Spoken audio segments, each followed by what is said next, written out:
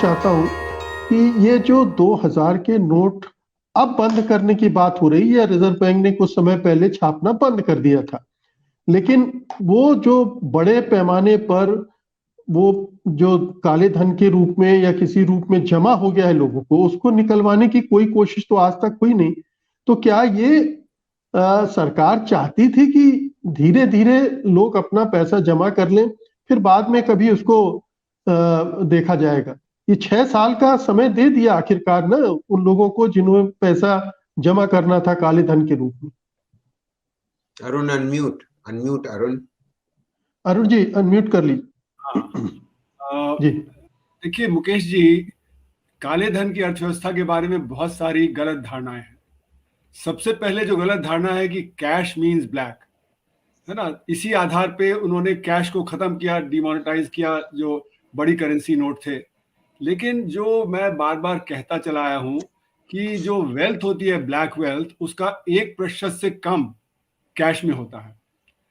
तो हमें पता है कि जैसे मैंने जून 2016 में आर्टिकल लिखा था इकोनॉमिक एंड पॉलिटिकल वीकली में, जिसमें दिखाया कि 99% तो नोट वापस आ गया बैंकिंग सिस्टम में जनवरी 10 तक।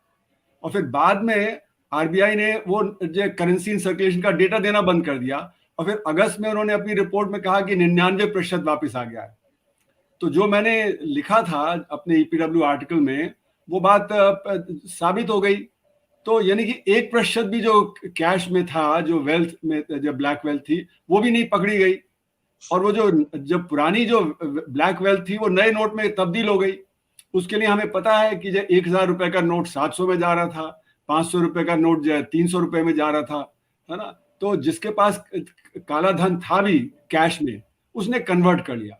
यानी पॉलिटिशियन का पैसा भी कन्वर्ट हो गया, किसी पॉलिटिशियन को कमी नहीं आई, है ना। जो कहा जाता है कि जब पॉलिटिकल पार्टीज के पास पैसा नहीं बचा, वो तो सारा पैसा कन्वर्ट हो गया था। तो इसलिए ये कहना कि कैश मींस ब्लैक, ये पहले तो गलत बात है। ये इससे काले धन पे कोई असर पड़ता नहीं है अगर आप कैश को निकाल लेंगे। और कोई ऐसा नहीं कि 2000 रुपए के करेंसी नोट बहुत सारे हैं और उसमें बहुत सारी ब्लैक वेल्थ है। अगर आप देखें तो 6 लाख करोड़ रुपए करीब जो 2000 रुपए के नोट की प्रिंटिंग हुई थी। अगर हम ये मान के चलें कि 6 करोड़ लोगों के पास देश में 1.4 बिलियन लोग हैं, यानी 140 करोड़, और उसमें 6 करोड़ है जिनके पास की सब्सटैंशियल ब्लैक मनी है। तो आप डिवाइड कर लीजिए। तो अगर आप 6 लाख करोड़ रुपए को 6 करोड़ से डिवाइड करेंगे तो प्रति व्यक्ति 1 लाख रुपया निकला। तो 1 लाख रुपया क्या है, वो तो आप प्रूव भी नहीं कर पाएंगे कि वो काला है, वो तो जो लेजिटिमेट माना जाएगा। तो इसलिए ये कहना कि ये 2000 रुपए के नोट में बहुत सारी जो ब्लैक मनी जो लोगों ने दबा के रखा वगैरह, ये सब गलत बात है, इसमें कोई लेकिन अरुण जी एक सवाल है यहाँ, अक्सर यही तर्क दिया जाता है कि बड़े नोटों से काला धन बढ़ता है, तो फिर बड़े नोटों की से कोई दिक्कत नहीं है? अगर बड़े नोट छपे तो कोई प्रॉब्लम नहीं है कहीं? कोई नहीं, उससे कोई प्रॉब्लम नहीं है। देखिए ये सब मिथ हैं। तो जैसे मैंने कहा कि एवरेज में प्रति व्यक्ति 1 लाख रुपया निकलेगा अगर 6 करोड़ लोगों के पास ब्लैक वेल्थ सब्सटैंशियल है ना।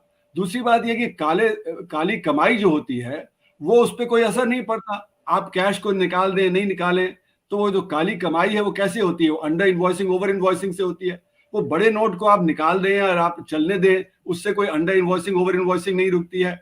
तो जैसे काली कमाई कैसे होती है कि जैसे एक डॉक्टर है, वो 50 पेशेंट को देखता है, वो 30 की आमदनी डिक्लेयर करता है, 20 की आमदनी नहीं डिक्लेयर करता, यानी अंडर इन्वॉइस कर रहा है। तो अंडर इन्वॉइस कर रहा है तो उससे जो काली कमाई हो रही है कि जो 20 की आमदनी उसने डिक्लेयर नहीं की।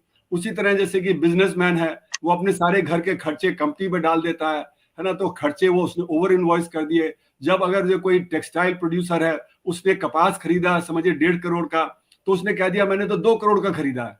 हाँ, तो उसमें लेकिन अरुण जी ये अंडर इनवॉइस होती है, उसको उस धन को कहीं तो किसी रूप में रखता होगा, कहीं प्रॉपर्टी में, कहीं गोल्ड में, कहीं कैश में, इसी रूप में इकट्ठा करते होंगे। वो खुद ही जवाब दे दिया ना कि सिर्फ 1% कैश में होता है, 99% तो किसी ना किसी और फॉर्म में होता है।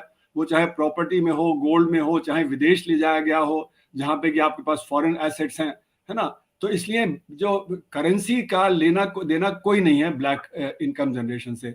बड़े नोटों का ये बात सही है कि उसका रखना आसान है, पर इतना कम है वो नोट, है ना, कि उसका कोई ब्लैक वेल्थ पे कोई असर नहीं है। और हमने देख लिया कि लोगों ने तो अपना ब्लैक वेल्थ जो कैश में था भी 1% वो भी कन्वर्ट कर लिया तो कोई असर होने वाला नहीं। तो 2000 के नोट में मेरा ये मानना है कि कोई ऐसा नहीं है कि बहुत सारा ब्लैक वेल्थ जो 2000 के रुपए के नोटों में रखा गया है। तो ये बात तो पहले समझ लेनी चाहिए। दूसरी बात ये वो कह रहे हैं कि ये जो होर्डिंग हो रही है, अच्छा, दूसरी तरफ वो कह रहे हैं कि वो इलीगल कामों में इस्तेमाल हो रहा है। यानी एक तरफ कह रहे हैं ट्रांजैक्शंस हो रहे हैं, दूसरी तरफ कह रहे हैं होर्डिंग हो रही है। अब दोनों में तो बात हो नहीं सकती, है ना। वो तो गलत बात हो गई कि वो कह रहे हैं कि ये ट्रांजैक्शन भी हो रहे हैं और वो कह रहे हैं होर्डिंग भी हो रही है। तो ये बात फिर सेकंड पॉइंट वो जो गलत निकलता है। फिर उसी तरह जैसे कि अब ये कहा जाता है कि क्यों 2000 रुपए के नोट हों, तो अर्थव्यवस्था देखिए 2000 से जब 1000 रुपए का नोट इंट्रोड्यूस हुआ था उसके बाद आज 8 गुना ज्यादा बड़ी अर्थव्यवस्था है, और जो ट्रांजैक्शन है अर्थव्यवस्था में वो करीब 20 गुना ज्यादा है। तो जब ट्रांजैक्शन ज्यादा होंगे तो बड़े नोटों की जरूरत होगी, क्योंकि आरबीआई को कहा था फाइनेंस मिनिस्ट्री ने 2015 में कि रादर आरबीआई ने फाइनेंस मिनिस्ट्री से परमिशन मांगी कि हम 2000, 5000 और 10,000 रुपए के नोट प्रिंट करना चाहते हैं। तो फाइनेंस मिनिस्ट्री ने मना किया 5000 और 10,000 का, लेकिन 2000 पे एग्री कर गई थी, क्योंकि उन्होंने कहा कि ईज ऑफ ट्रांजैक्शन के लिए हमें बड़े नोटों की जरूरत है। तो ईज ऑफ ट्रांजैक्शन के लिए 2000 की प्रिंटिंग का अलाउ किया गया था 2015 में, और उसी के तहत ये सारा काम हुआ, है ना। तो इसलिए ये भी नहीं है कि अभी तो ट्रांजैक्शन इतने और बढ़ गए हैं कि अर्थव्यवस्था में इन्फ्लेशन तेज है वगैरह वगैरह, तो और भी बड़े नोटों की जरूरत पड़ेगी। तो ये कहना कि बड़े नोट की जरूरत नहीं है, हम छोटे नोटों से काम चला लेंगे और डिजिटाइजेशन हो जाएगा, तो हमारे देश में तो 94% लोग तो असंगठित क्षेत्र में है, जो कि जब बैंकिंग वगैरह से डील नहीं करते हैं, डिजिटाइजेशन उनके लिए सही नहीं साबित होता है, तो वो तो कैश में डील करते हैं। आप उनके लिए परेशानी खड़ी कर देंगे, अगर आप जो करेंसी इन सर्कुलेशन नहीं होगा तो वो परेशानी होगी।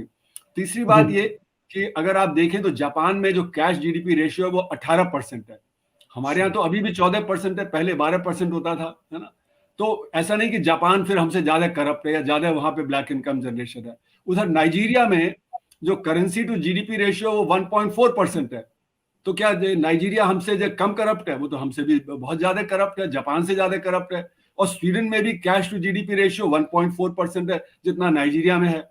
तो ये कहना कि कैश टू जीडीपी रेशियो ज्यादा होगा तो उससे करप्शन होगा, ये भी बात साबित नहीं होती है, कि कुछ देशों में बहुत ज्यादा कैश है, कुछ देशों में बहुत कम कैश है। जहां पे कम कैश है वहां पे करप्शन ज्यादा है, जहां पे कैश ज्यादा है वहां पे करप्शन कम है। तो ये भी बात नहीं होती है। फिर तीसरी बात ये कहा गया कि जो हमारा जो ब्लैक इकोनॉमी पे असर हो गया हमारे नोटबंदी से, तो उसका असर कहाँ दिखना चाहिए? टैक्स जीडीपी रेशियो में। हमारा टैक्स टू जीडीपी रेशियो जो है वो बढ़ जाना चाहिए। अगर काली कमाई जो है वो ज्यादा रिपोर्ट हो रही है, तो ये कहा गया कि अब तो 7 करोड़ लोग हैं जो कि रिटर्न फाइल कर रहे हैं। पर ये भी बात है कि 7 करोड़ में 4 करोड़ तो निल रिटर्न फाइल करते हैं, क्योंकि 2.5 लाख के ऊपर आपको रिटर्न फाइल करना होता है, जबकि आपका टैक्स पेमेंट होता है 5 लाख से ऊपर पे। तो 4 करोड़ 7 करोड़ में तो वो है जो